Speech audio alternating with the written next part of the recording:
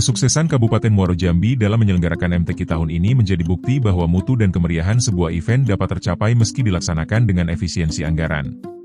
Dengan dukungan masyarakat, kerja kolektif pemerintah daerah, serta komitmen menjaga marwah syiar Al-Quran, MTQ berjalan lancar, tertib, dan bermakna.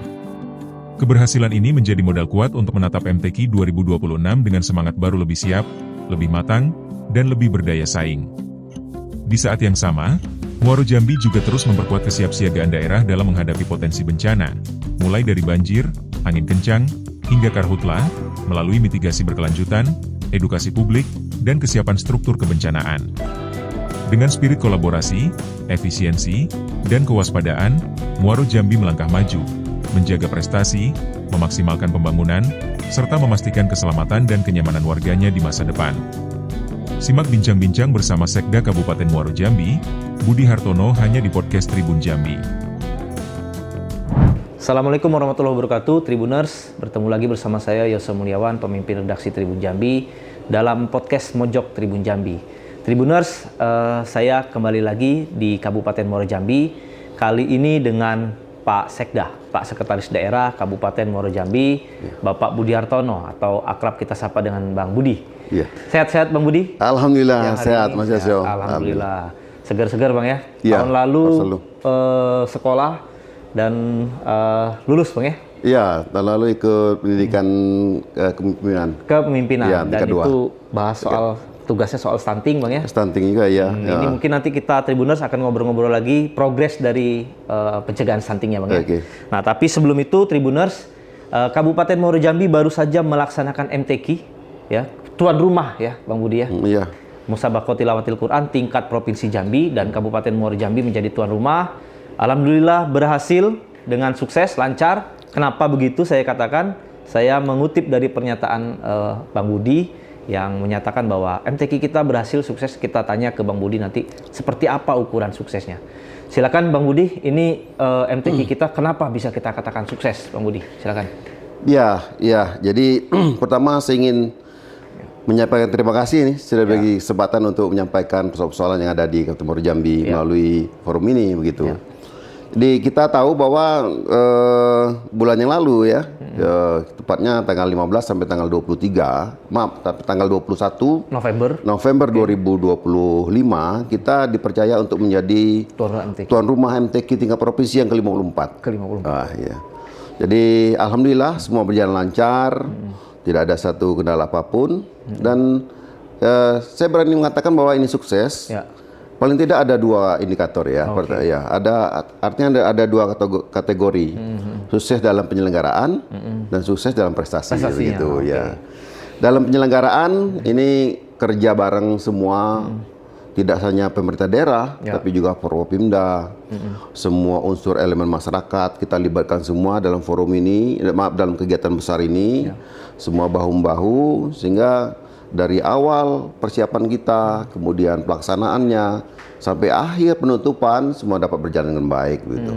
Ya, semua peserta yang hadir di sini mereka dapat berlomba bertanding dengan nyaman, semua kafilah-kafilah juga kita akomodir, kita berikan fasilitas. Kemudian juga untuk Dewan Hakim ya, kita juga berusaha untuk memberikan fasilitas yang sesuai dengan standar-standar MTQ yang sekarang sudah jauh beda dengan yang lalu. Ya, apa ini perbedaannya? Perbedaannya tahun ini sudah digital semua ya. Iya, penilaiannya sudah melalui proses digital, jadi tidak manual lagi. Itu semua peralatannya, sarana prasarana kita lengkapi, kita siapkan itu. Kemudian juga untuk di tempat-tempat lomba kita siapkan dengan baik dan alhamdulillah sampai akhir juga baik dari para peserta kafilah dari berbagai kabupaten kota. Dari MTQ provinsi, semua merasa puas dengan apa yang sudah kita lakukan ini. Tidak ada keluhan, alhamdulillah. Kalau kecil-kecil itu ada ya, kecil-kecil itu di awal. Tapi di awal hari-hari pertama. Apa biasanya Bang, kecil-kecil? Ya, waktu itu ada sedikit miskomunikasi soal konsumsi ya. Hanya terlambat saja, bukan tidak makan sama sekali. Nah, tapi hari kedua sudah kita lancar perbaiki. Itu semua terkonsentrasi di lingkungan Pemda ini, kafilah-kafilah itu menginapnya segala macam itu, Bang Budi? Iya, iya di lingkup Pemda ini di Kecamatan Sekernan ya, di Kelurahan Sengeti sama di Desa Bukit Baling ini. Oh, gitu. jadi ada kecamatan, kelurahan, dan desa juga. Iya, iya. Untuk penginapan kafilah maupun untuk venue-venuenya. Venue-nya juga. Venue-nya ada sekitar 11 venue yang kita gunakan. Itu menggunakan masjid yang ada di Kelurahan Sengeti, di Bukit Baling, kemudian kantor-kantor pemerintahan, termasuk juga di kantor DPRD kita gunakan untuk jadi kegiatan disulap itu. jadi penginapan kafilah. Bukan, untuk venue. Oh, venue, Untuk venue ya. venue-nya. Oke, sorry. Kalau untuk penginapan kafilah, kita gunakan rumah-rumah penduduk. Oh, rumah penduduk. Iya. Oke. Ada Homestay gitu. homestay, rumah penduduk. Nah, tadi saya dengar dari Bang Budi ada unsur digitalnya masuk di era sekarang gitu ya. Iya. Nah, apa aja Bang? Tadi salah satunya penilaian ya. Iya. Artinya transparan, itu bisa dilihat kah atau apa? Kayak gimana itu bentuknya, Bang?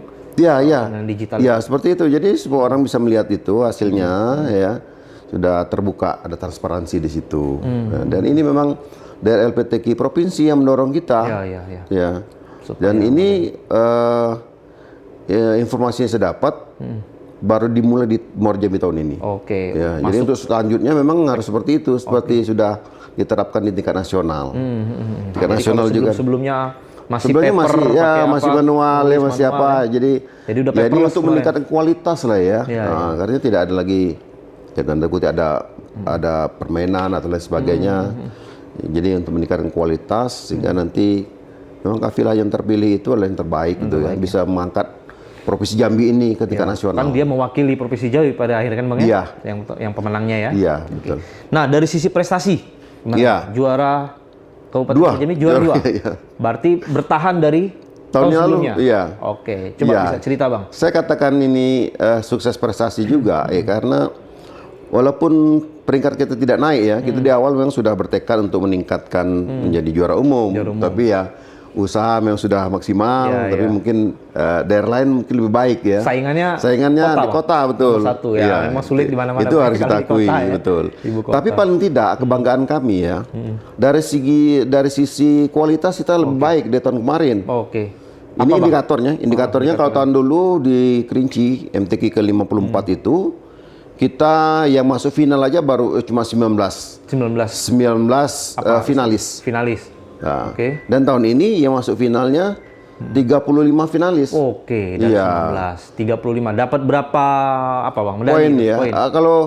Kalau poin ya, poin poin. keseluruhannya kita saya kurang tahu persis nih, lupa saya, tapi paling tidak di angka 500-an. Oke. Naik Ya. nggak Naik. secara poin dari tahun Iya, lalu? tahun lalu kita 300-an. Ini naik.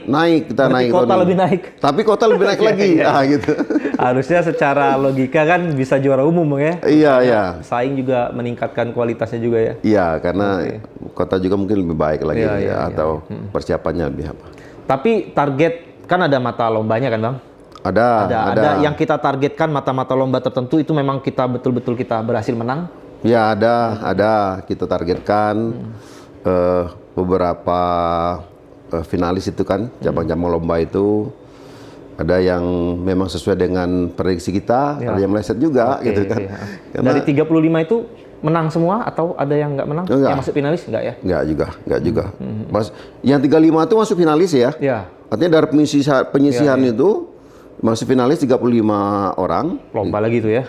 Kemudian dari 35 tuh ada yang dapat juara 1, ada juara 2, juara 3 begitu. Oke. Nah, gitu. Bang, tentu tahun depan akan MTQ lagi. Nggak tahu Iya. tuan rumahnya siapa ya. Mungkin berganti Bang ya. Di kota. Oh di kota, sudah Iya. pasti di kota. Iya, Oke, kemarin mungkin sudah ada- diserahkan apanya, estafet bendera. Oh, sudah MTQ. diserahkan. Iya. Oke, mungkin persiapannya Bang untuk tahun depan ya pasti berat lagi nih. Apalagi kota tuan rumah gitu kan. Silakan Bang. Iya. Iya, kita memang dari tahun ke tahun kita berusaha untuk terus meningkatkan prestasi ini ya. Tapi yang lebih penting lagi dari MTQ ini kan bukan hanya sekedar prestasi. Ya. Ya, kita bagaimana kita membumikanlah nilai-nilai Al-Qur'an itu sehingga dapat diterapkan di masyarakat kita, kemudian syiar Islam itu yang paling penting. Tapi di balik itu semua kita akan juga berusaha untuk mencapai prestasi terbaik ya. Kita akan meningkatkan lagi TC-TC yang kita lakukan, kemudian juga kita akan latihan-latihan dari Qori dan Qori'ah dan tahun depan juga ya mudah-mudahan kalau ini bicara soal efisiensi ya. Ya, ya. Ya, jadi mudah-mudahan tahun depan juga mendukung ini. Kita kalau tahun ini kita ada beberapa yang kita latih ke luar daerah. Oh, Ada, jadi sampai ya. latihan ke luar Sampai daerah. keluar daerah juga untuk mengasah kemampuan dari anak dan adik-adik kita itu. Oke. Minimal bertahan juara 2, poin kalau bisa bertambah kan. Jadi Harus ya, kita harus optimis. kalau secara poin kan itu kelihatan betul tuh kan sebenarnya bisa Bisa, pasti menang, bisa. tapi karena yang lain juga Iya. naik gitu kan. Iya. Oke. Selamat sekali lagi Bang. Ya, makasih. MTQ-nya sukses secara penyelenggaraan maupun prestasi tadi Bang Iya, ya. iya. Oke. Baik. Tribuners, kita beralih ke isu lain. Jadi Pak Sekda ini tahun lalu menjadi ketua tim penanganan stunting, Bang. Iya. Nah, iya. tapi memang sekarang berganti ke Bapak Wakil Bupati, Iya. Bang ya. Nah, di Kabupaten Muaro Jambi, Pak Sekda tahun lalu punya fokus yang sangat bagus untuk mencegah dan menangani stunting di Kabupaten Muaro Jambi. Mungkin kita tanya-tanya ke Pak Sekda, Bang Budi. Iya. Gimana angka stunting seperti apa sekarang? Ya, di angka Muaro Jambi? stunting di Muaro Jambi ini di tahun 2024 ya ada kecenderungan memang secara prevalensinya meningkat itu ya. Ada peningkatan prevalensi dari 12% itu menjadi 18,6%. Dari 2004 ke Iya. 2025 gitu Iya, ya? Oke. iya. Tapi ini daerah lain pun seperti itu ya. Jadi upaya yang sudah kita lakukan selama ini ya kita berupaya untuk merangkul semua pihak ya. Dan begitu tahun kemarin, bulan lalu dirilis angka terjadi peningkatan itu, kita di bawah koordinasi komando Pak Wakil Bupati kita melakukan rapat, semua tim dikumpulkan untuk urun rembuk lah kira-kira langkah-langkah apa yang harus kita lakukan untuk penurunan stunting ini. Ya. Dari langkah-langkah yang sudah dari berbagai macam pemikiran itu ada satu program unggulan nih untuk tahun 2025 ini untuk penurunan stunting ini. Ya. Yang itu kami sebut dengan stunting gitu. Oh, stunting program juga? stunting juga namanya. Jadi stunting itu akronim dari S-nya susu, Susu. telur Oke. untuk anak stunting. Oke. Ah, Jadi susu. memberikan susu dan telur untuk yang tadi yang Ya, yang anak-anak stunting kita itu. yang angkanya meningkat tadi. Iya, itu. Oke, oke. Gimana progresnya sejauh ini, Pak Bupati? Jadi untuk susu telur untuk anak stunting ini, program ini kolaborasi semua OPD yang ada di Muaro Jambi atau semua PNS, semua ASN yang ada di Kabupaten Muaro Jambi. Artinya ASN mereka menyumbangkan telur dan susu? Iya, Gitu? Oke. iya. Berapa satu orang berapa? Termasuk dari Basnas juga ya. Oke. Jadi kita merangkul Basnas juga. Satu kepala OPD Oke. kita minta dia untuk menyumbangkan telur itu setiap bulan Setiap bulan itu sebanyak 60 butir. 60 butir ya? Ya, atau 2 piring telur. Ya, ya. Oke. Kemudian untuk eselon 3-nya 1 piring. Satu piring, Iya. 30 butir. 30 butir. Oke. Kemudian eselon 4 10 begitu butir. sampai ke bawah, sampai ke P3K. P3K yang baru kita lantik kemarin. Oke, berapa? Satu telur? Satu butir? telur. Oh, satu Iya, butir. satu telur. Jadi terkumpul Sekitar banyak. 2 ribuan rupiah kan. Iya, iya, iya. Tapi itu kalau semuanya berpartisipasi ini menjadi sesuatu yang besar. Ya, walaupun satu telur, tapi berapa ribu orang yang ada di Muaro Jambi ini. Ya, untuk P3K-nya 2 ribuan. Ya, sudah 2000 tuh. 2000. Jadi semua kemarin kita mulai ini di bulan Oktober.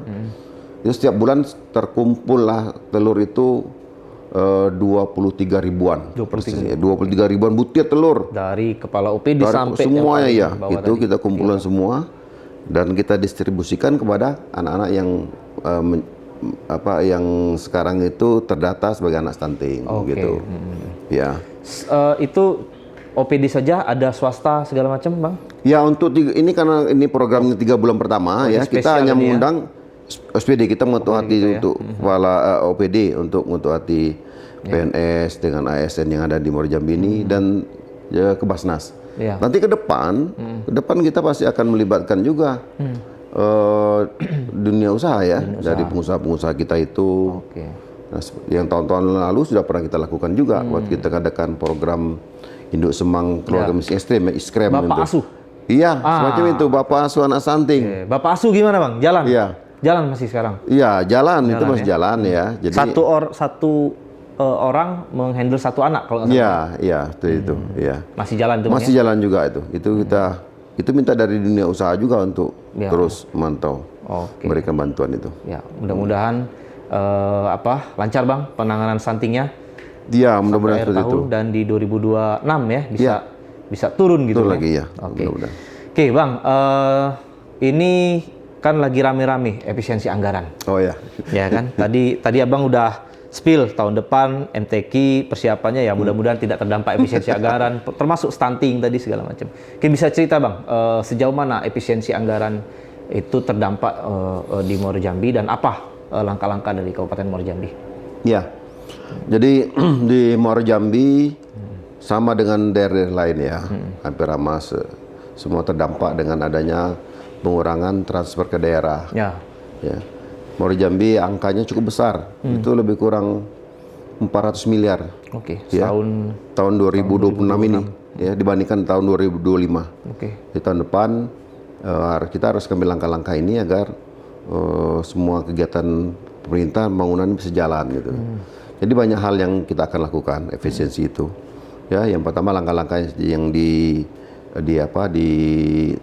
ditegaskan oleh Bapak Bupati itu di setiap OPD, setiap di perangkat daerah itu kita membatasi perjalanan dinas. Oke. Ya, jadi perjalanan dinas nanti di tahun 2026 itu hanya satu pintu. Oke. Iya, kalau selama melalui langsung harus kalau keluar daerah itu harus bupati langsung izin kepada bupati.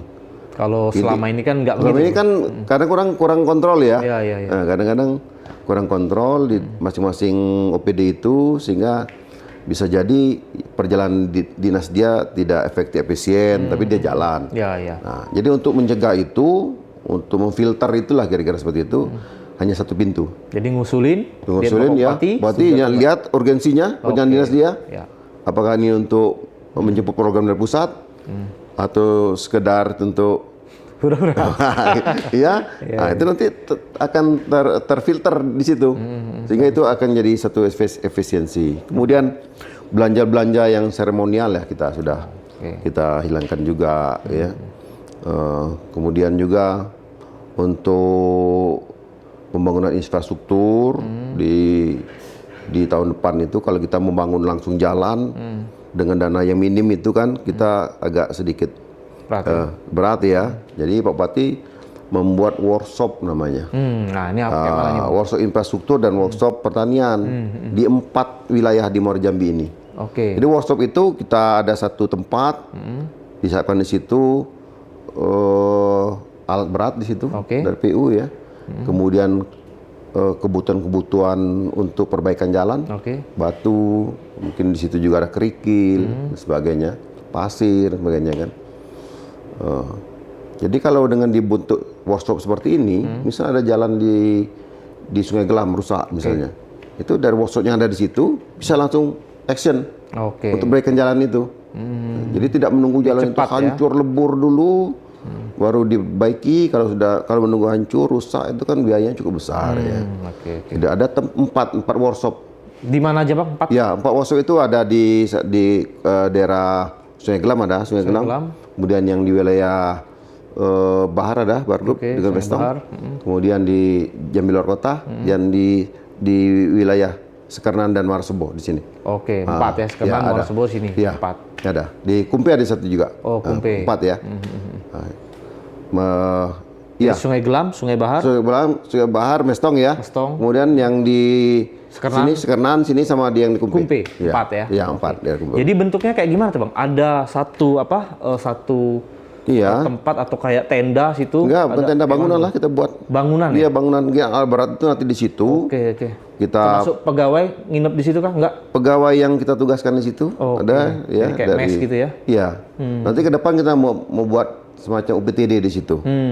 UPTD. Jadi kalau sekarang ini staf kita dari PU yang akan ada di situ untuk mengoperasionalkan alat-alat yang ada di situ. Merespon kalau ada permintaan masukan dari masyarakat untuk perbaikan misalnya. Jadi cepat, nggak perlu ke kabupaten, tapi nggak perlu kabupaten lagi, langsung di sana. Begitu. Itu sudah mulai dibangun Bang, apanya? Bangunannya? Ya sebenarnya di 2025 ini kita sudah mulai bangun. Oh, sudah mulai bangun. 2026 tinggal action nanti. election ya. Iya. Oke, menarik itu.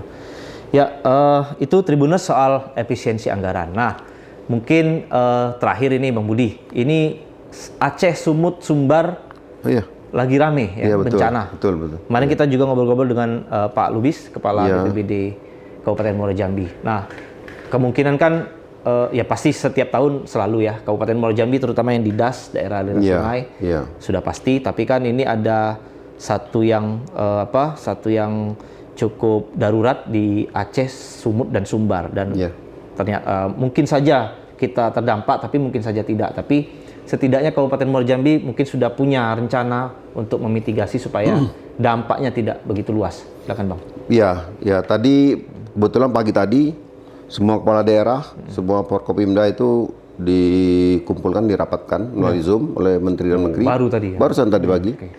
Untuk antisipasi, karena menurut BMKG nanti di pertengahan Desember ini ada cuaca ekstrim ya sampai ke Januari. Jadi untuk antisipasi seperti itu di Kabupaten Muaro Jambi juga tadi setelah rapat ini Pak Bupati memberikan arahan bahwa kita semua harus siap itu, ya harus siap, jangan sampai nanti terjadi itu kita tidak ada persiapan sehingga masyarakat akan sangat menderita seperti itu. Jadi dari PU disiapkan kalau misalnya terjadi longsor, alat beratnya harus bisa gerak cepat di sana.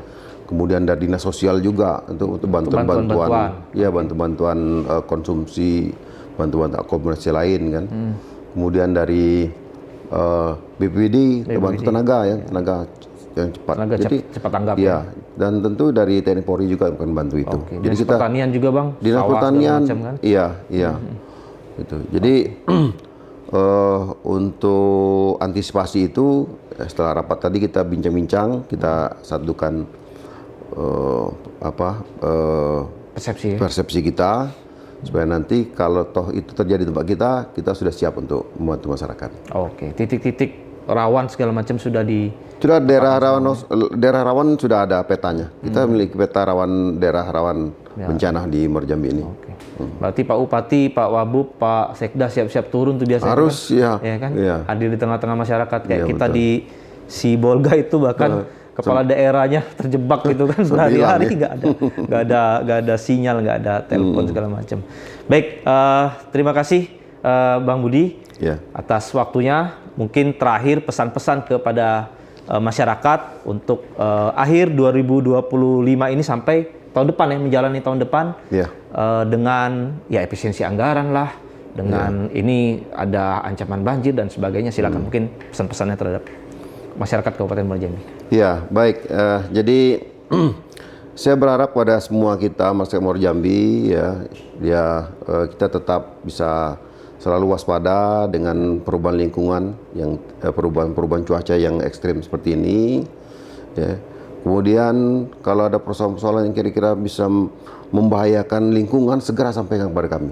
Ya, kita akan segera antisipasi itu dari awal supaya tidak meluas begitu. Ya. Dan persoalan menyangkut masalah anggaran, saya kira bukan cuma kita ya, bukan cuma daerah kita, daerah lain seperti itu juga. Dan tapi tetaplah kita semangat ya. Kita Bupati tetap konsen untuk membangun semua wilayah Kabupaten Muaro Jambi ini, walaupun dana kita terbatas. Tapi dengan mensiasati dana yang terbatas itu, kita akan melakukan upaya-upaya sehingga itu tidak menjadi hambatan bagi kita untuk tetap memberikan terbaik bagi masyarakat di Kabupaten Muaro Jambi. Amin. Baik Tribuners, itu tadi perbincangan kita dengan Pak Sekda Kabupaten Muaro Jambi, Bang Budi Hartono. Semoga sehat-sehat selalu Bang dalam tugas-tugasnya, lancar selalu. Nah Tribuners, bertemu lagi nanti bersama saya Yoso Mulyawan dalam podcast berikutnya. Saya Yoso Mulyawan dan Bang Budi Hartono pamit undur diri. Wassalamualaikum warahmatullahi wabarakatuh. Assalamualaikum warahmatullahi wabarakatuh. Download Tribun X sekarang. Menghadirkan lokal menjadi Indonesia.